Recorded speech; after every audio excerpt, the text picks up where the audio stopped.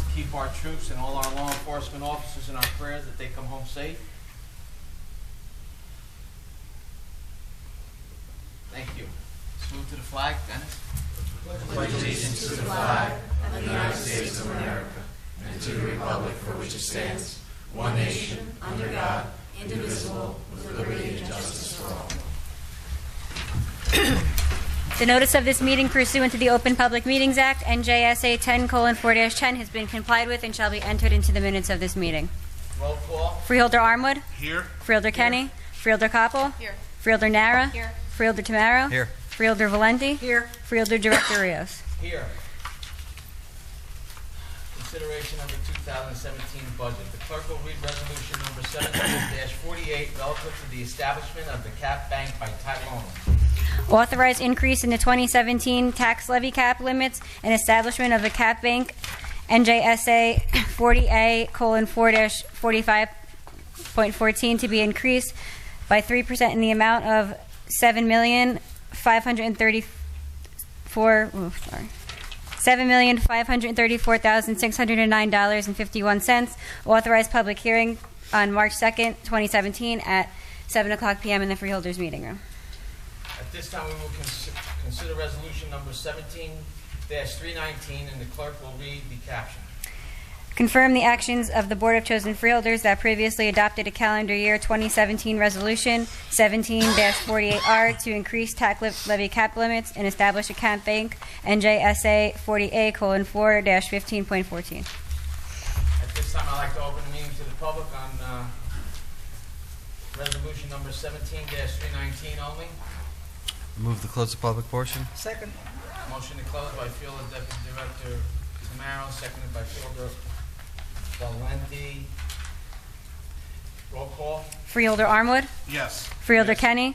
Freeholder Copel. Yes. Freeholder Nara. Yes. Freeholder Tamaro. Yes. Freeholder Valenti. Yes. Freeholder Director Rios. Yes. Is there a motion to adopt resolution number 17-319? So moved. Second. Motion by Fielder Valenti, seconded by Deputy Director Tamaro. Roll call. Freeholder Armwood. Yes. Freeholder Kenny. Freeholder Copel. Yes. Freeholder Nara. Yes. Freeholder Tamaro. Yes. Freeholder Valenti. Yes. Freeholder Director Rios. Yes. The 2017 budget summary was advertised in the Home News Tribune on February 16, 2017, and posted in the lobby of the County Administration Building, calling for a public hearing on Thursday, March 2, 2017. The budget detail was sent to each public library in Middlesex County in accordance with NJSA 40A:4/48. The clerk will read the summary of the approved budget. Total general appropriations for 2017, $458,489,000, less anticipated revenues, $78,058,941. Amount to be raised by taxation, county purpose tax, $380,430,059. At this time, I will call on Fielder Koppel, the Chair of Finance, regarding the 2017 budget. Thank you. Tonight it gives me great pleasure to present to you the 2017 Middlesex County operational and capital budgets for adoption. The $458.4 million gross operating budget carries a less than 1% increase in the average tax rate for our citizens. If we adopt this budget tonight, we will be the first county in the state to do so. That's good news for our residents, as we will be able to offer our full complement of quality services at the earliest possible time. The budget illustrates this board's commitment to its residents as it continues to provide those programs and services despite federal and state funding cuts and keeps our expenses in check. I am honored to be the newest member of this board and to be the finance chair, as I believe the sound financial decisions that brought us to tonight's vote are to be commended. I look forward to seeing this budget passed tonight and getting started on working for the people of Middlesex County. I thank my fellow freeholders, county administration, the finance department under Joe Pruitti, and all county employees for their hard work and dedication. Thank you. Tonight we'll hold a public hearing and a vote to adopt the 2017 Middlesex County operating and capital improvement budgets. This budget is a result of months hard work on behalf of the Freeholder Board.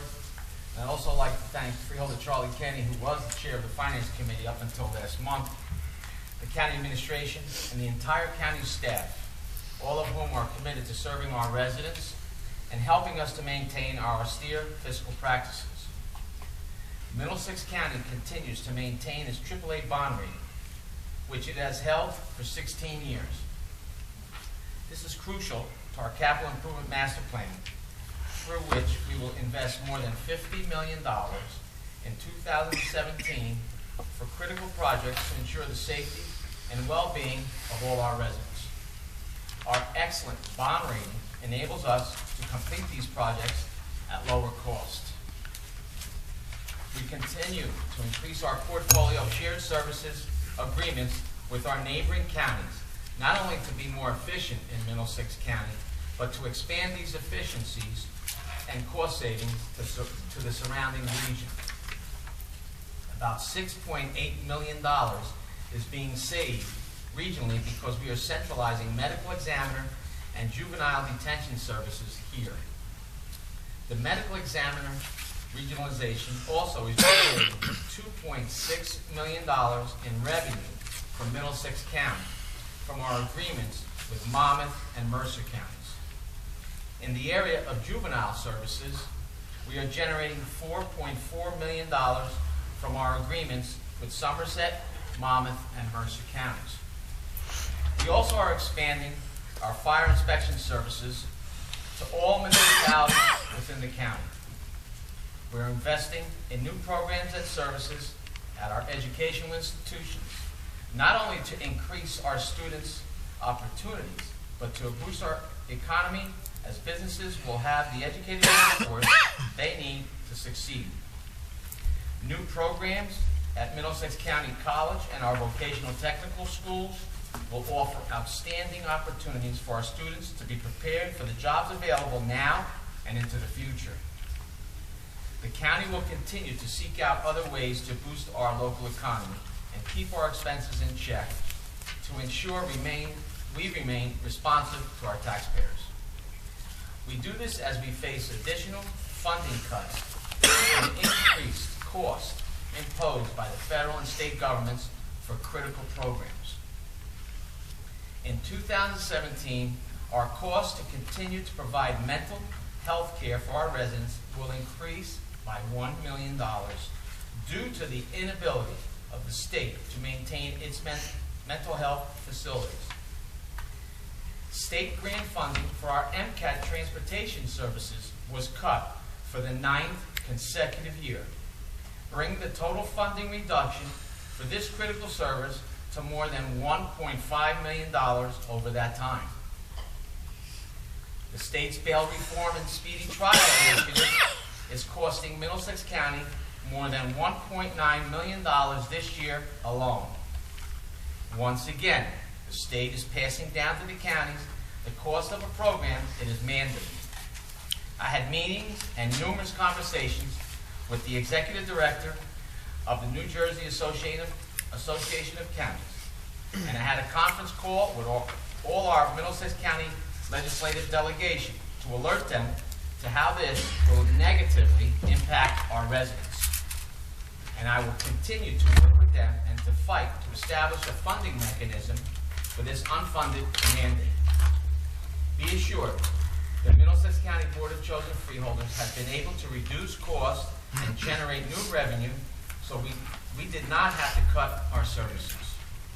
In short, 2017 Middlesex County budget that we hope to adopt tonight is a product of a government that works diligently on behalf of the people it serves. I thank all of those who had a part in putting this together.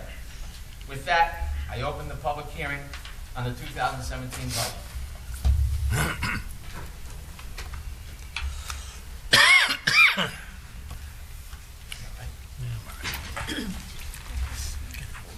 Can I have a copy of the budget? You state your name. Charles Cradaville, New Brunswick. I'm the editor in New Brunswick Today. I'm a little disappointed I came here a half hour early so that I would hopefully be able to review the budget. I saw an article about it on Tap Into New Brunswick. It's a $450 million budget, I believe. And gosh, with all that money, I would think you'd be able to make copies of the budget for the public that would come to your meeting tonight. And I came a half hour early, and I tried to get a copy, and I haven't been able to get one yet. And I would like to know, could I get a copy of the budget so I can ask more intelligent questions? Sure. Just for the record, Field Director, the budget was introduced at the previous meeting where information was provided to the public.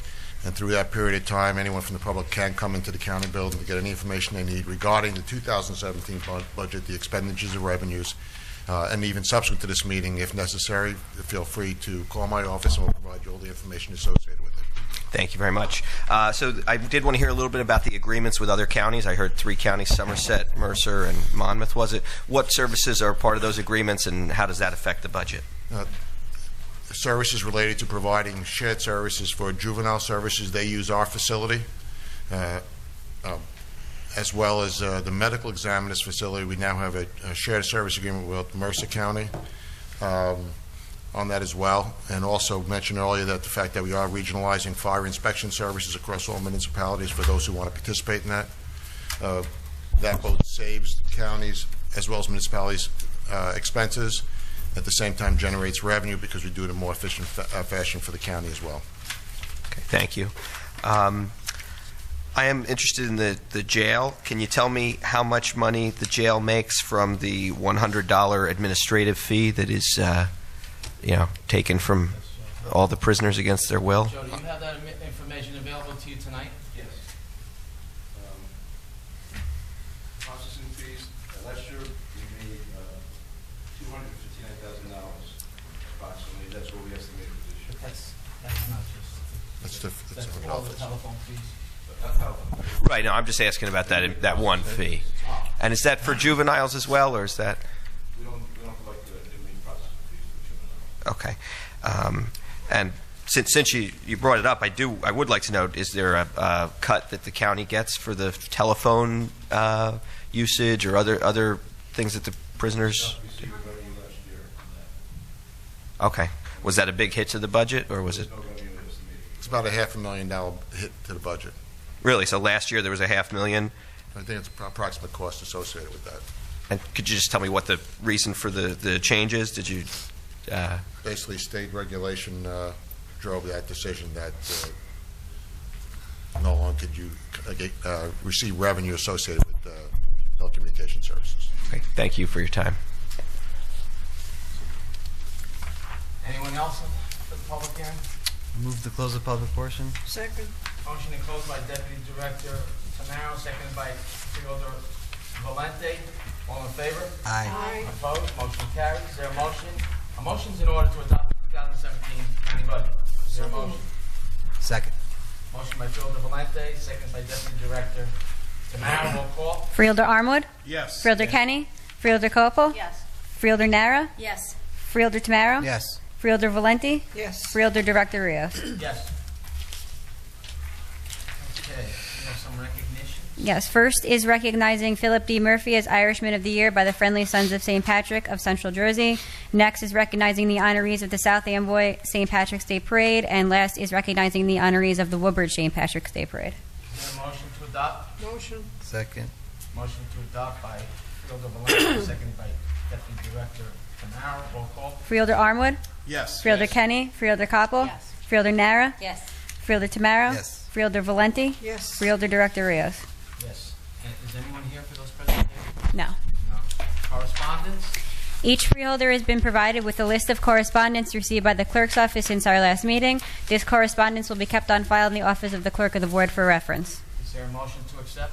Motion. Second. Motion by Freeholder Valente, seconded by Deputy Director Tamaro. All in favor? Aye. Opposed? Motion carries. Minutes for approval? Board of Chosen Freeholders regular meeting, February 16, 2017, at 7 p.m. Is there a motion to approve the minutes? So moved. Second. Motion by Freeholder Valente, seconded by Deputy Director Tamaro. Roll call. Freeholder Armwood? Yes. Freeholder Kenny? Freeholder Copel? Freeholder Nara? Yes. Freeholder Tamaro? Yes. Freeholder Valenti? Yes. Freeholder Director Rios? Yes. Are there any resolutions to be be added? There are none. Any resolutions to be amended? There are none. Any resolutions to be held? There are none. Any resolutions to be voided? There are none. This time I'd like to open the meeting up to the public on any resolutions listed on the agenda. Move to close the public portion. Second. Motion to close by Deputy Director Tamaro, second by Fielder Valente. All in favor? Aye. Opposed? Motion carries. Are any items that have to be removed and disposed on separately? I do, Director, at 17-318R.